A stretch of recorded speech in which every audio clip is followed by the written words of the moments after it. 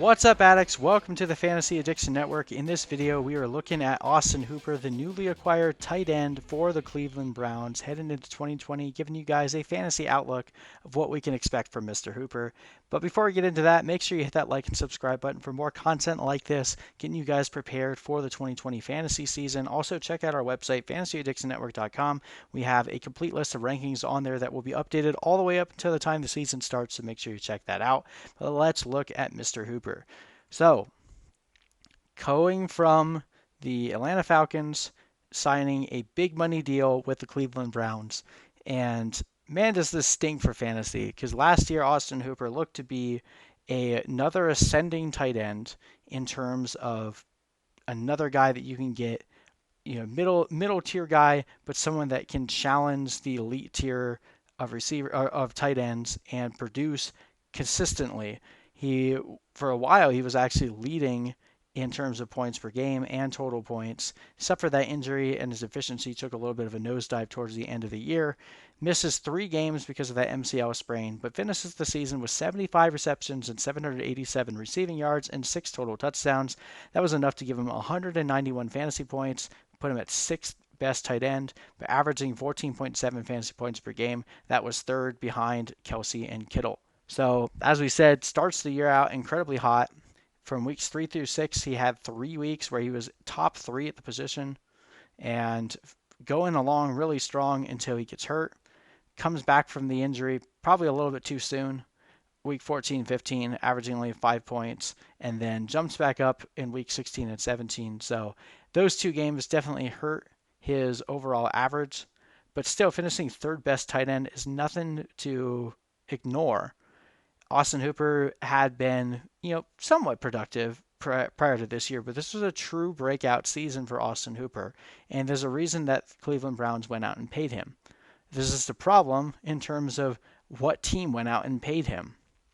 The Falcons had the most pass plays per game in 2019, at 45.9. Austin Hooper also had the 9th highest target share for tight ends at 18.5%, and he had a 25.7% red zone target share. We already know that both Jarvis Landry and Odell Beckham command a lot of targets in the red zone, and Nick Chubb is going to be more efficient in the red zone as well. So you can expect a healthy decrease to the total volume and a number of targets that Austin Hooper will see in the red zone and just in general. With Jarvis Landry and Odell Beckham commanding so much work in the passing game, Kareem Hunt is there as well. Yes, they want to run a lot of 2 tight end personnel, but David Njoku isn't going away either.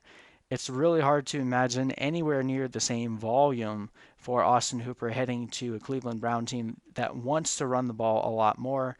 You can imagine that he's going to end up being used as a blocker a bit more than he would like to be. He was targeted 97 times. That was the 6th most amongst tight ends. There's only 64 vacated targets for the Cleveland Browns. So for Austin Hooper to have more targets than what was vacated, someone else is going to have to lose out. And there really weren't that many, there weren't any big pieces that were moved away from Cleveland. Njoku's still there, Hunt is still there, Chubb is still there, Odell is still there, Landry is still there. I don't envision, especially with this tumultuous off season with the pandemic, I don't envision Hooper forcing himself into commanding a massive role in year 1. Maybe as time goes by, if Landry is traded away or Odell is traded away or Njoku is traded away, then we'll see an emergence of Hooper in this offense. But as it stands right now, none of those things are really on the table. It's hard to envision Austin Hooper coming anywhere near where he's being drafted right now. He was also really good in yards after the catch, finished with 6th most, and he had a true catch rate of 97.4%, which is 2nd best in the league. Kyle Rudolph was actually number 1, which ironically enough was the tight end 1 for Kevin Stefanski over in Minnesota, but neither Kyle Rudolph nor Irv Smith were rosterable last year. They weren't even streaming options in that offense because of how low of a pass volume it was. And with Adam Thielen and Stephon Diggs playing very sizable roles, the tight ends just didn't get involved nearly as much. And the running backs obviously involved a lot in the pass game. So if Kevin Stefanski is trying to institute the same offense that he had in Minnesota, you could see a very similar story being played out here where, you know, Odell is playing the Diggs role and Landry is playing the Thielen role, or vice versa.